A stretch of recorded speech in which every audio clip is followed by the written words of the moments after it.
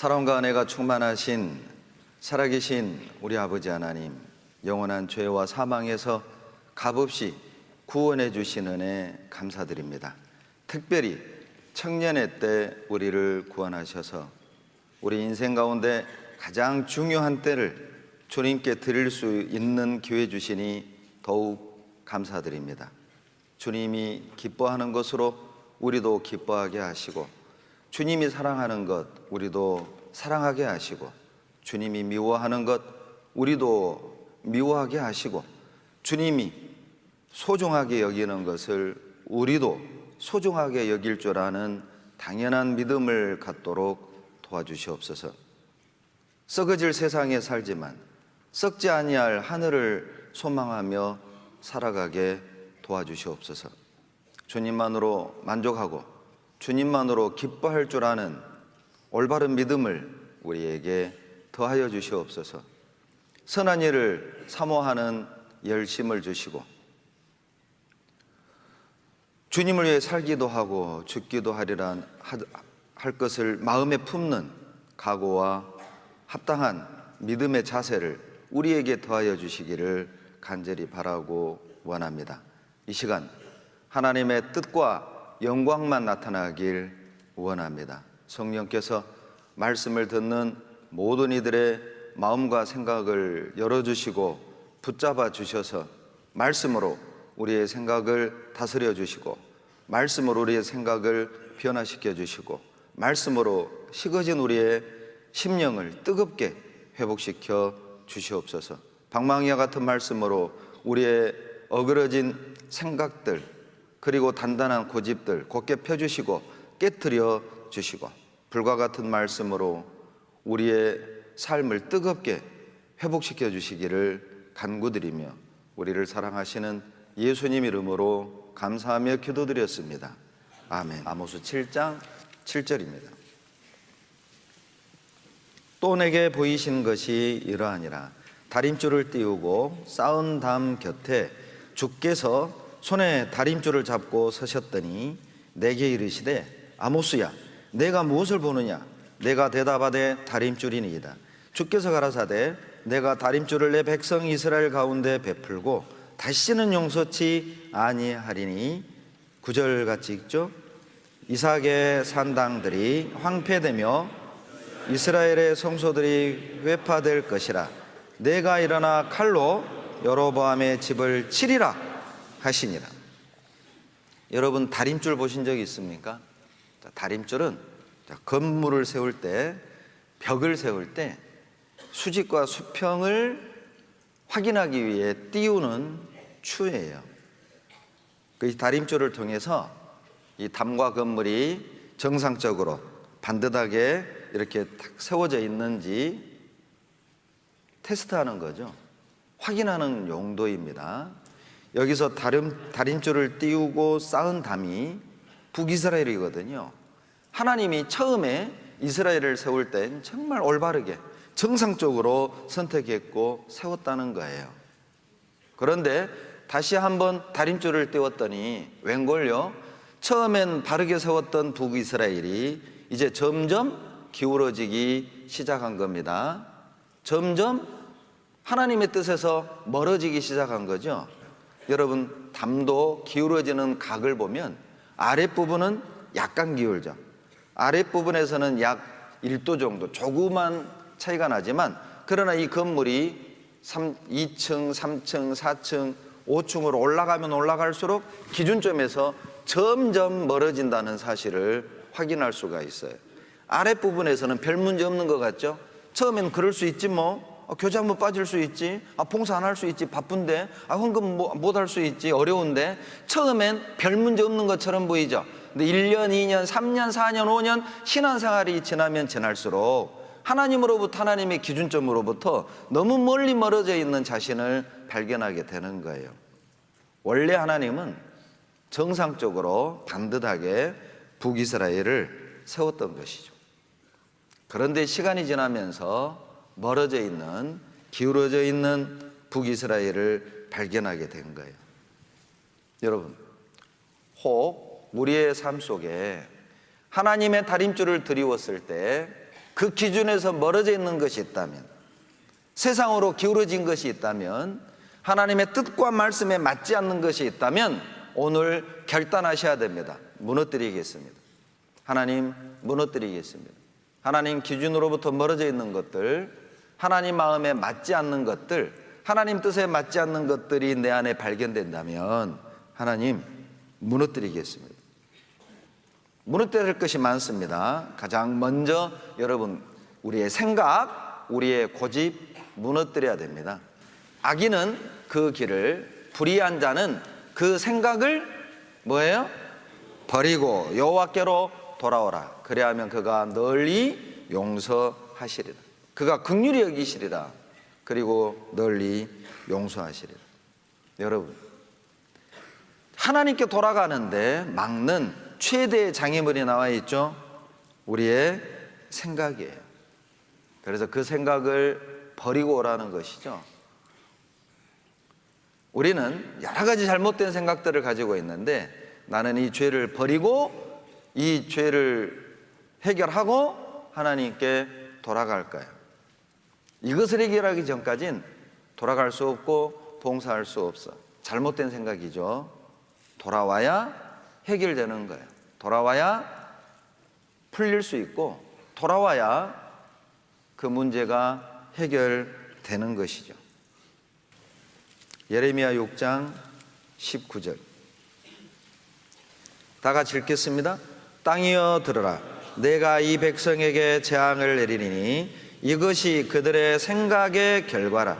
그들이 내 말을 듣지 아니하며 내 법을 버렸습니다. 이스라엘이 멸망당하게 된, 재앙을 받게 된 원인을 아주 간단하게 말씀하시는데, 그들의 생각의 결과라. 그들이 잘못된 생각을 끝까지 고집함으로 말미암아 하나님의 말씀을 듣지 않는 겁니다. 하나님의 법을 버려버린 것이죠. 여러분, 생각은 무서운 거예요.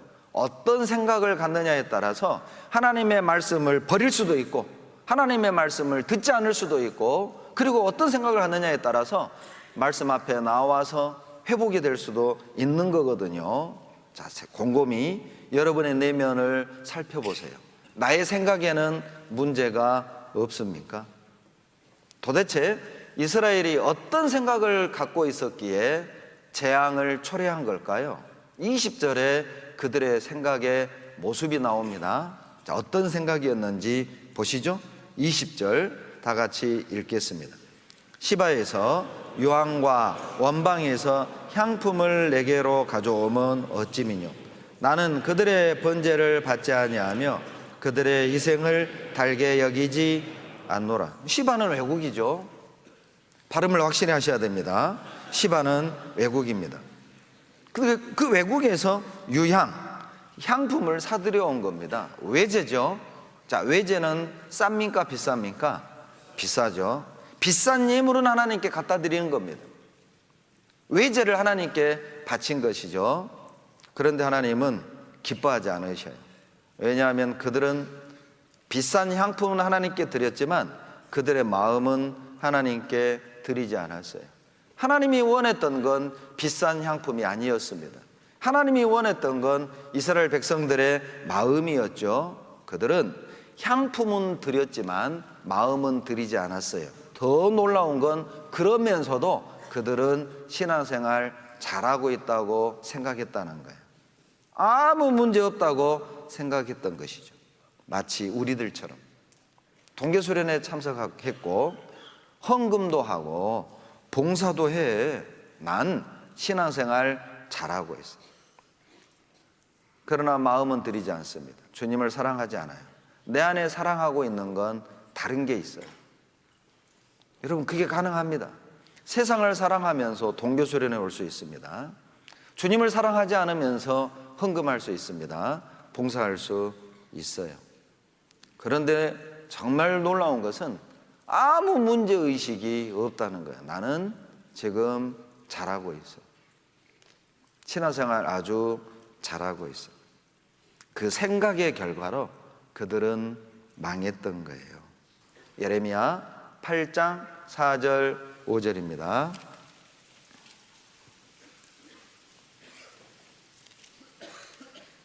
같이 읽겠습니다. 너는 또 그들에게 말하기를 여호와의 말씀에 사람이 엎드러지면 어찌 일어나지 아니하겠으며 사람이 떠나갔으면 어찌 돌아오지 아니하겠느냐. 이 예루살렘 백성이 항상 나를 떠나 물러가면 어찌미니요. 그들이 거짓을 고집하고 돌아오기를 거절하도다. 재밌는 말씀이죠. 4절 보세요. 엎드러지면 어찌 일어나지 아니하겠으며 떠나갔으면 어찌 돌아오지 아니하겠느냐. 여러분, 가다가 넘어졌네요. 어떻게 해야 돼요? 일어나면 되잖아요. 일어나면 되는데 일어날 생각은 안 하고 엎어져 가지고 계속 한탄만 하는 거예요. 내가 멀쩡한 사람이 걷다가 엎어졌네. 내가 이런 실수를, 내가 정상인가? 아니, 엎어졌으면 일어나면 되잖아요. 그런데 일어날 생각을 안 하는 거예요. 떠났으면 돌아오면 되잖아요. 그런데 돌아올 생각을 안 하는 거예요. 이스라엘의 상태입니다. 하나님은 아십니다. 자, 넘어질 수 있다. 떠날 수 있다. 그래, 나 그거 알아. 너희 그럴 수 있어. 넘어졌니? 그러면 이제 일어서라. 떠났니? 그러면 올해는 돌아와라. 5절에 이스라엘은 일어서지도 않았고 돌아서지도 않았어요. 끝까지 고집하고 돌아오길 거절했던 것이죠. 그들이 망한 이유는 넘어졌기 때문이 아니에요. 그들이 재앙을 만난 이유는 떠났기 때문이 아니에요. 그들이 재앙을 만난 이유는 넘어져서도 떠나서도 아니라 돌아오기를 거절했기 때문입니다. 그 생각을 고집했기 때문이에요. 여러분, 어떻게 하실래요? 또 하나 무너뜨려야 될 게 있습니다. 그게 무엇입니까? 게으름이에요. 우리가 게으름을 무너뜨리지 않으면 게으름이 나의 신앙을 무너뜨릴 겁니다. 잠언 24장 30절입니다. 31절까지 같이 읽겠습니다. 내가 정황에 게으른 자의 밭과 지혜 없는 자의 포도원을 지나며 본즉 가시덤불이 퍼졌으며 거친 풀이 지면에 덮였고 돌담이 무너졌기로. 밑줄 그으세요. 돌담이 무너졌기로. 밑줄 그으세요. 누구의 밭 돌담이 무너졌습니까? 게으른 자의 돌담은 무너집니다. 게으른 사람의 신앙은 무너집니다. 게으른 사람의 가정은 무너집니다. 게으른 자의 구역은 무너집니다. 게으른 자의 부서는 무너집니다. 게으른 자의 교회는 무너집니다. 우리가 게으름을 무너뜨리지 않으면 게으름이 내 인생을 무너뜨린다는 뜻이죠. 게으름이 무엇입니까? 여러분, 게으름을 어떻게 정의 내리실래요? 게으름이란 무슨 일을 해야 할지 알면서도 그 행할 시기를 미루는 거예요. 그게 게으름입니다. 무슨 일을 해야 할지 알면서도 그 행할 시기를 다음에 미루는 것. 무슨 일을 해야 될지 압니다. 시기를 미루는 거죠. 전도해야 될지를 알아요. 시기를 미루는 거죠. 무너뜨려야 될 때를 압니다. 그런데 다음으로 미루는 거죠. 그게 게으름이에요. 또 하나 무너뜨려야 될 것이 있죠. 바로 세상 문화, 세상적인 기준들. 은근히 내 생활 속에 들어와 있는 세상의 문화, 그리고 세상의 기준들 무너뜨리지 않는다면 그 세상 문화, 세상 기준이 우리를 하나님으로부터, 거룩한 삶으로부터 격리시키고 무너지게 할 거예요. 레위기 18장 3절을 찾습니다. 레위기 18장 3절 같이 읽겠습니다. 너희는 거하던 애굽 땅의 풍속을 좇지 말며 내가 너희를 인도할 가나안 땅의 풍속과 규례도 행하지 말고. 애굽 땅의 풍속, 가나안 땅의 풍속, 우리에겐 무엇일까요? 세상 문화라고 보시면 돼요. 세상의 유행이라고 보셔도 좋습니다. 여러분, 이 당시 애굽은 아주 아름다운 곳이었습니다. 그러니 그 애굽의 풍속을 본받고 싶은 욕구가 없었겠습니까? 그런데 본받지 말라는 거죠. 왜요? 애굽은 겉으로는 아름답지만 그들의 영혼은 더러웠거든요. 본받지 말라는 겁니다. 애굽은 화려했죠. 그러나 그들의 영혼은 아주 초라했습니다. 애굽은 정말 재미있는 것들로 가득 차 있었어요. 그러나 아무 의미도 없었다는 것이죠. 여러분, 요단강 속의 물고기는 그 물살을 거슬러 올라가야만 살 수 있었습니다. 만약 요단강 물에 있는 물고기가 그 강물의 흐름을 따라간다면 어디로 들어가죠? 사해바다로 들어가는 거예요. 죽음의 바다죠. 죽는 겁니다. 백성의 길로 행치 마라. 세상을 거스리는 사람이 되어야 합니다. 세상에 영향을 받지 말고 세상에 영향을 주라는 뜻이죠. 세상 것을 부러워하지 말라는 거예요. 왜냐하면 세상은 부러움의 대상이 아니라 긍휼의 대상이니까. 세상 것은 우리를 만족시킬 수 없기 때문에 여러분, 열방의 길 배우지 말아라. 부러워할 필요가 없다는 것이죠. 세상은 동경의 대상이 아니라 싸움의 대상이기 때문에 열방의 길을 배우지 말라는 거예요. 세상은 영원하지 않기 때문에 열방의 길을 배우지 말고 세상에 마음 줄 필요가 없다는 거예요. 왜냐하면 세상은 영원하지 않으니까요. 네 번째, 무너뜨려야 될 게 있습니다. 바로 숨은 죄예요. 아가서 2장 15절에 우리를 위하여 여우 곧 포도원을 허는 작은 여우를 잡으라. 옛날 포도원은 여러분 돌담으로 다 돌려놨습니다. 들짐승이 너무 많으니까요. 그런데 작은 여우 한 마리가 포도원에 들어온 거예요. 왜냐하면 구멍이 작으니까요. 그 작은 구멍으로 작은 여우가 들어와서 포도나무 위를 뛰어다니면서 포도원의 꽃을 다 떨어뜨리는 거예요. 꽃이 떨어지면 열매 맺을 수 없죠. 포도원을 허는 작은 여우를 잡으라는 것이죠. 여러분, 이 작은 여우가 무엇입니까? 포도원은 내 신앙이라고 볼 수도 있고 청년회로 볼 수도 있고 우리 교회로 볼 수 있고 우리 가정으로 볼 수도 있고 우리 봉사 부서로 볼 수도 있겠죠. 내 신앙을 허는, 우리 가정을 허는, 우리 교회를 허는 작은 여우는 무엇일까요? 그것을 잡아야 해요. 말씀을 막는, 기도를 막는, 교제와 희생을 막는 모든 것은 잡아 없애야 되는 거예요. 또 하나 무너뜨려야 될 것이 있습니다. 바로 우리의 감정들이죠. 그것 무너뜨려야 돼요. 잠언 25장 28절에 자기의 마음을 제어하지 아니하는 자는 성읍이 무너지고 성벽이 없는 것 같으니라. 제어한다는 게 컨트롤이거든요. 자기 마음을 컨트롤, 절제하지 않는 사람은 성벽이 없고 성읍이 무너진 것과 같다. 여러분, 고대 전쟁을 보면 성 중심의 생활을 했고 그 성을 보호하는 성벽이 있었죠. 그 성벽이 무너졌다. 적군의 밥인 거예요. 여러분, 마귀가 제일 좋아하는 사람, 마음을 제어하지 못하는 사람입니다. 욕망을 제어하지 못하는 사람입니다. 이성에 대한 감정을 주체하지 못하는 사람이죠. 세상에 대한 욕구를 절제하지 못하는 사람, 마귀가 아주 좋아하는 사람이에요. 그 사람 무너집니다. 쉽게 화를 내고 쉽게 분을 내는 사람, 감정을 조절하지 못하는 사람도 마귀의 밥이에요. 또 하나 무너뜨려야 되는 게 있습니다.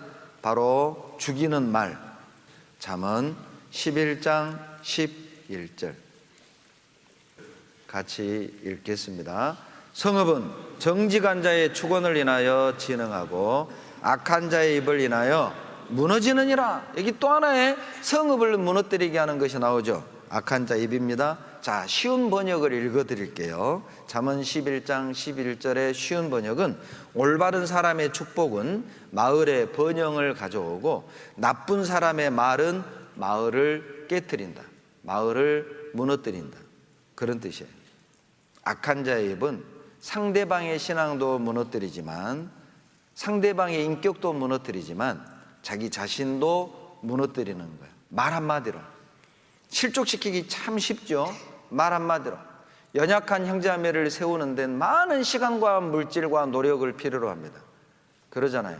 그런데 한 사람 넘어뜨리고 잡아뜨리는 건 참 쉬워요. 말 한마디로, 말 한마디로 그것 무너뜨려야 됩니다.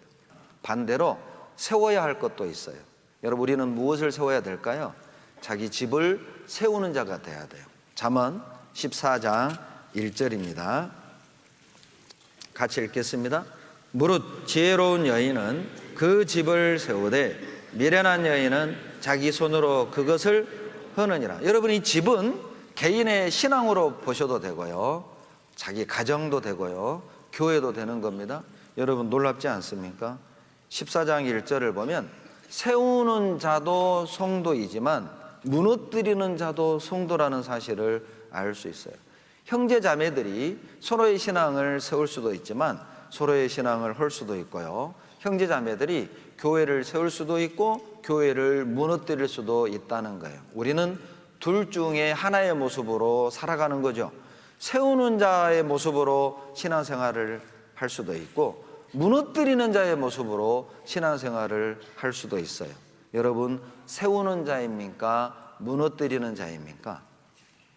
또 하나 세워야 될 게 있습니다. 여러분, 교회를 세우는 자가 되셔야 돼요. 에베소서 4장 11절로 12절입니다. 같이 읽습니다. 그가 혹은 사도로 혹은 선지자로 혹은 복음 전하는 자로 혹은 목사와 교사로 주셨으니 이는 성도를 온전케 하며 봉사일을 하게 하며 그리스도의 몸을 세우려 하심이니라. 자, 11절에서 여러 직분을 주셨다는 겁니다. 여러 봉사 직분을 하나님이 주셨어요. 이유가 있습니다. 그 목적은 단 하나, 12절이에요. 그리스도의 몸을 세우기 위해서입니다. 여러분, 교회 안에 주어져 있는 모든 봉사 부서, 모든 역할들은 단 하나의 목적으로 주어지는 거예요. 주님의 몸된 교회를 세우기 위함입니다.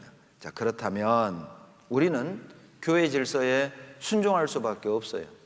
찬양대 봉사하다가 올해에는 교사가 될 수도 있고 교사 봉사하다가 주차부가 될 수 있는 거 아니에요?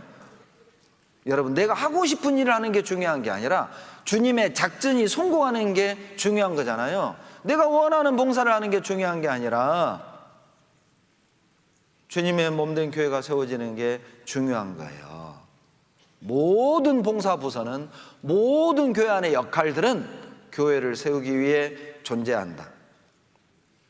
하나님은 일꾼들을 통해서 교회를 세워가십니다. 각자의 역할, 각자에게 주어진 사명, 그 봉사를 최선을 다해야 될 이유입니다. 나에게 주어진 역할들, 교회 안에 내 위치들, 책임을 다하고 충성을 다할 때 교회는 세워지지만 내가 이런저런 이유로, 바쁘다는 핑계로 내게 주어진 역할과 직분을 소홀히 하거나 감정상의 이유로 포기해버린다, 떠나버린다, 놔버린다, 교회를 허는 일을 하는 거예요. 여러분, 그런 관점으로 보셔야 됩니다. 개인의 감정으로 볼 게 아니에요. 내 형편과 상황으로 교회를 바라볼 게 아니라는 거예요. 교회를 세우든지 교회를 허는 자가 되든지 우리는 둘 중에 하나인 거예요. 여러분, 청년회를 안 빠지고 잘 참석하는 것, 교회를 세우는 겁니다.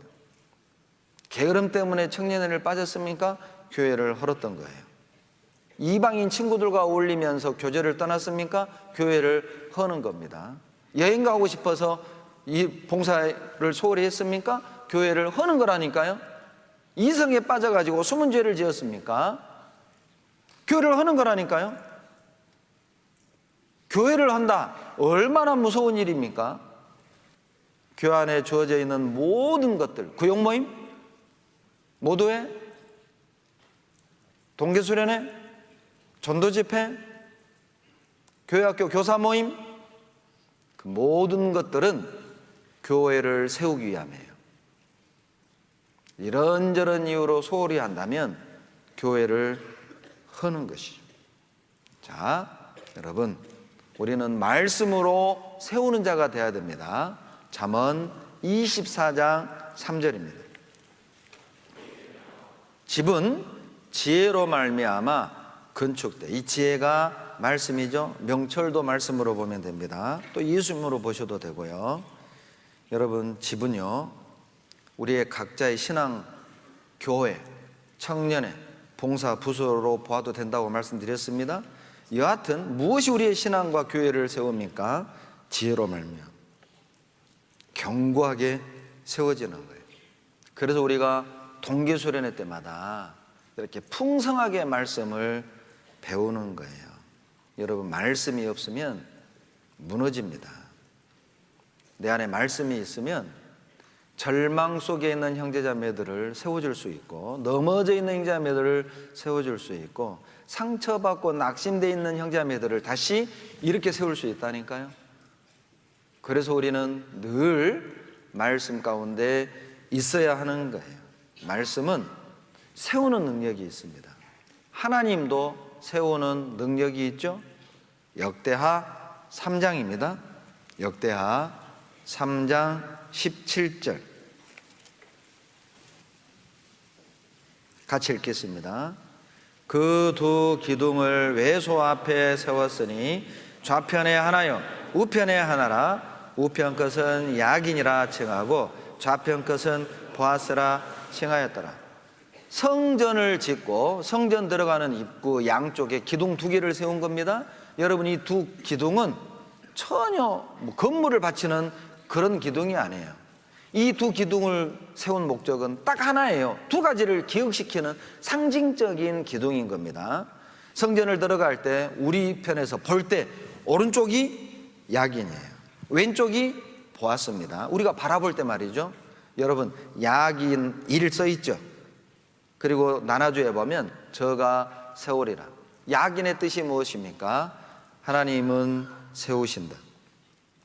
넘어진 나의 신앙을 주님이 다시 세워줍니다. 무너진 우리 가정을 주님만이 다시 세워줄 수 있어요. 우리 교회를, 우리 청년회를 하나님이 다시 세워주셔요. 그렇다면 우리가 하나님께 붙어 있어야 될 충분한 이유가 되죠. 하나님만이 다시 세워줄 수 있어요. 식어버린 내 신앙을 다시 회복시킬 수 있습니다. 넘어져 있는 나를 다시 일으켜 세워줄 수 있는 분은 하나님밖에 없어요. 야긴. 그 기둥을 볼 때마다 기억하라는 거예요. 그래, 하나님이 나 다시 세워줄 거야. 하나님이 2020년 올해 나를 다시 세워줄 거야. 포기하지 마라. 하나님이 너를 세워줄 거니까. 그리고 그 기둥을 볼 때마다 또 하나의 마음을 가져야 합니다. 그래, 나도 세우는 자가 되겠습니다. 2020년 한 해 동안 하나님, 무너뜨릴 것은 무너뜨리고 하나님의 다림줄에 벗어난 것들, 하나님의 기준에 벗어난 것들, 무너뜨릴 것은 무너뜨리고 세울 것은 세우겠습니다. 야긴. 그리고 보아스. 그에게 능력이 있다. 하나님은 능력이 있습니다. 우리를 세울 능력이 있죠. 우리 가정을 세울 능력이 있습니다. 우리 인생을 세울 능력이 있죠. 우리 교회를 세울 능력이 있습니다. 불가능한 것이 아니라는 겁니다. 망설이지 말라는 거죠. 미루지 말라는 겁니다. 다시 일어날 것, 다시 시작할 것, 그 마음 망설이지 마라. 하나님은 능력이 있으니까 너 붙잡아주고 세워주고 도와줄 거니까 다시 시작하자. 야긴, 보아스, 여러분 마음에 오늘 세우고 가세요. 두 개의 기둥을 여러분 세우고 가세요. 하나님의 다림줄을 내 마음에 들이우고 두 개의 기둥을 세우셔야 됩니다. 하나님은 우리 마음이 어디로 기울었는지 다 보셔요. 어디로 기울는지 보십니다. 잠언 24장 12절 말씀에 마음을 저울질 하시는 이가 어찌 통찰하지 못하시겠으며. 하나님은 마음을 저울질해요. 여러분, 양팔 저울 있잖아요. 어때요? 무거운 쪽으로 딱 기울죠. 우리의 마음이 하나님께로 기우는지 세상으로 기우는지, 동계수련회로 기우는지 해외여행으로 기우는지 하나님은 다 아셔요. 세상을 부러워한다면 여러분 마음 뺏긴 거예요. 세상에 하고 싶은 무엇들이 많다, 누리고 싶고 갖고 싶고 경험하고 싶은 것들이 많다, 마음 뺏긴 겁니다. 점점 마음 씀씀이가 세속화 돼가고 있는 거예요. 결국 하나님 떠날 겁니다. 여러분, 다윗은 어떤 상황에서도 마음을 말씀으로 기울였어요. 어떤 상황에서도. 시편 119편 찾겠습니다. 시편 119편 112절입니다. 다 같이 읽겠습니다. 내가 주의 율례를 길이 끝까지 행하려고 내 마음을 기울였나이다. 여러분, 다윗은요 10년 동안 억울한 누명을 받고 도망 다녔잖아요. 광야에서 굴에서 그렇게 살았잖아요. 그런데도 다윗은 끝까지 마음을 말씀으로 기울였던 거예요. 내가 아무리 가난해도 여러분 말씀으로 기울여야 됩니다. 내가 아무리 외로웠고 억울해도 속상해도 마음을 말씀으로 기울여야 돼요. 세상과 비교해서 내가 아무리 비참한 것처럼 느낄지라도 그래도 마음은 말씀으로 기울여야 한다니까요. 세상 친구들이 나를 유혹할지라도 마음은 말씀으로 기울여야 된다니까요. 하나님의 이해되지 않은 어떤 일들을 여러분 경험한다 할지라도 그래도 마음은 말씀으로 기울이셔야 돼요. 하나님의 말씀으로 드리웠을 때 이 말씀의 기준에 맞지 않는 것들은 무너뜨리십시오. 하루라도 빨리 버리셔야 돼요. 그렇지 않으면 이제 이런 날이 옵니다. 다림줄을 드리워서 기울어져 있는데 무너뜨리지 않잖아요. 하나님이 키질하는 거예요. 이 키질을 하면 알곡은 안으로 들어오고 쭉정이는, 쓰레기는 밖으로 나가게 돼 있어요. 다림줄로 드리워서 기울어졌는데 끝까지 돌이키지 않는다? 하나님이 분리시키는 겁니다. 하나님이 직접 개입하겠다는 거예요. 하나님이 직접 키질하겠다는 거예요. 진짜와 가짜를 갈라내겠다는 겁니다. 아모스 9장 9절 찾겠습니다. 같이 읽겠습니다. 내가 명령하여 이스라엘 족속을 만국 중에 체질하기를 곡식을 체질함 같이 하려니와 그 한 알갱이도 땅에 떨어지지 아니하리라. 하나님이 직접 키질을 한다는 거죠. 자, 그런데 한 알갱이도 땅에 떨어지지 않게 하겠다. 무슨 뜻이죠? 두 가지 의미가 있습니다. 첫째는 하나님이 이스라엘을 심판하시지만 영원히는 버리지 않는다, 그런 뜻이고요. 두 번째는 구원받은 주님의 자녀들을 징계는 하지만 하나님이 버리지는 않는다. 두 가지 의미를 다 가지고 있어요. 8절 보세요. 아모스 5장 8절. 한 알갱이도 땅에 떨어지지 않는다는 의미가 8절에 나옵니다. 같이 읽겠습니다. 보라, 주 여호와 내가 범죄한 나라에 주목하여 지면에서 멸하리라. 그러나 야곱의 집은 온전히 멸하지는 아니하리라. 이는 여호와의 말씀이니라. 북이스라엘을 하나님이 심판은 하시지만 완전히는 멸하지 않겠다는 겁니다. 그건 또 우리에게 또 하나의 교훈이 있는데, 한 번 구원 얻은 사람은 절대 심판이 없다는 걸 말하는 거예요. 그래서 요한복음 5장 24절에 내가 진실로 진실로 너희에게 이르노니 내 말을 듣고 또 나 보내신 이를 믿는 자는 영생을 얻었고 심판에 이르지 아니하나니 사망에서 생명으로 옮겼느니라. 심판에 이르지 않습니다. 로마서 8장 1절에 그러므로 이제 그리스도 예수 안에 있는 자에게는 결코 뭐가 없다? 정죄함이 없나니. 로마서 8장 1절 말씀이죠. 그리스도 안에 있는 사람은 여러분 정죄 없습니다. 심판 없습니다. 재앙 없습니다. 로마서 8장 35절에 누가 우리를 그리스도의 사랑에서 끊으리요?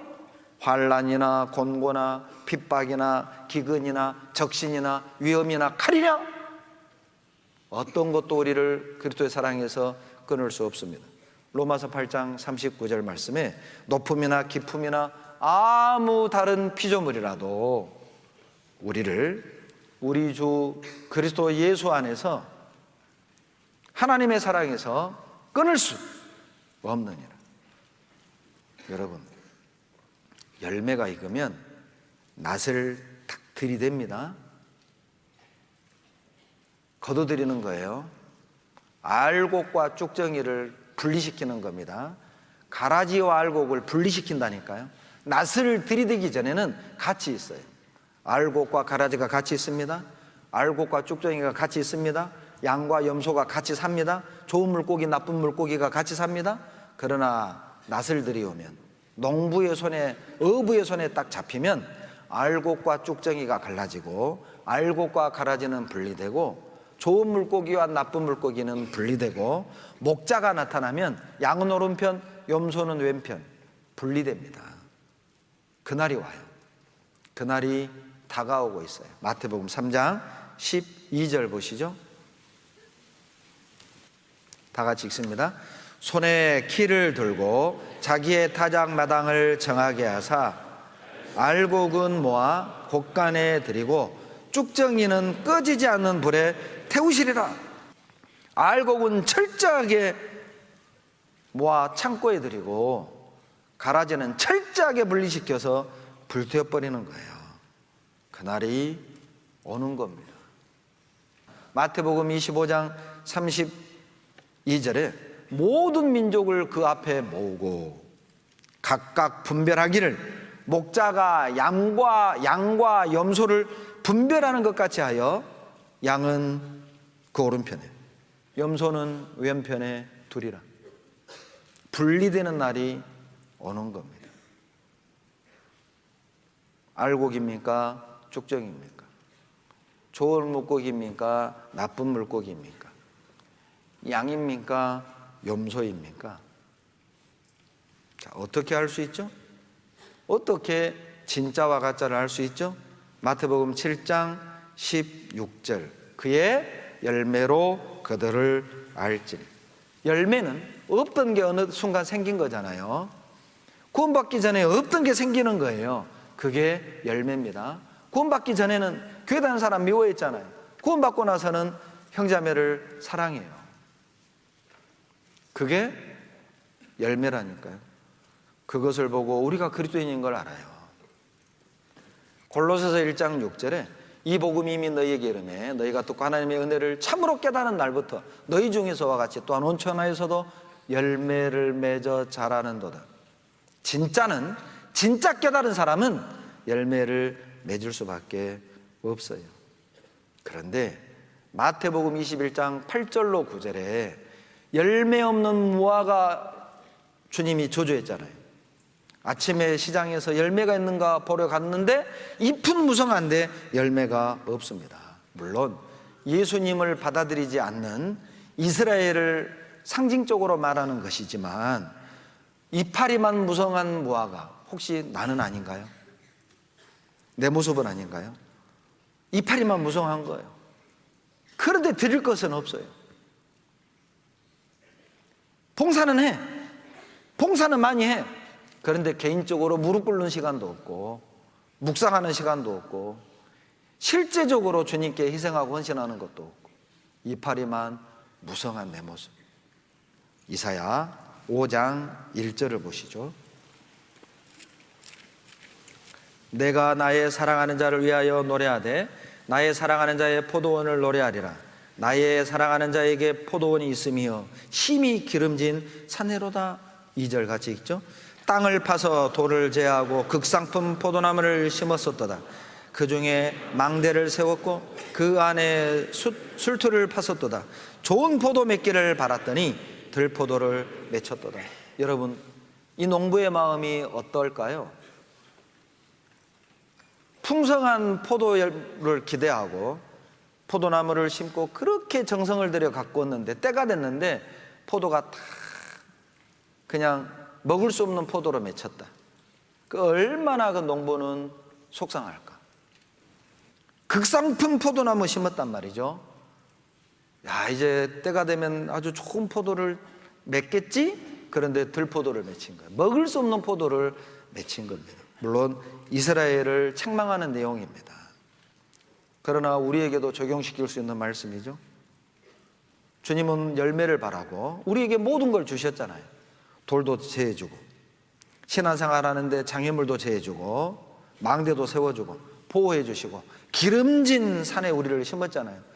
그런데 나는 주님께 무엇을 드릴 겁니까? 주님은 나에게 모든 걸 주셨는데 나는 주님께 드릴 게 없는 거예요. 열매가 없는 거예요. 왜요? 열매 없는 이유가 무엇입니까? 여러분, 붙어 있지 않기 때문에 열매가 없는 거예요. 요한복음 15장 4절에 가지가 포도나무에 붙어 있지 아니하면 절로 가지를 맺을 수 없음 같이. 왜 열매가 없는 겁니까? 붙어 있지 않아요. 여러분, 나무도 말이죠, 계속 옮겨 심잖아요. 이파리가 다 떨어져 말라 죽습니다. 한 번 옮겨 심으면 내버려 둬야 된다고, 뿌리 내릴 때까지. 그런데 또 옮기고 또 옮기고 또 옮기고 말라 죽어버려요. 여러분, 교회를 들락날락 하는 사람들이 있죠. 붙었다가 떨어졌다, 붙었다가 떨어졌다, 죽어가는 거예요. 한 번 탁 붙었으면 그대로 있으라고. 또 왜 열매를 못 맺는 겁니까? 요한복음 12장 24절이죠.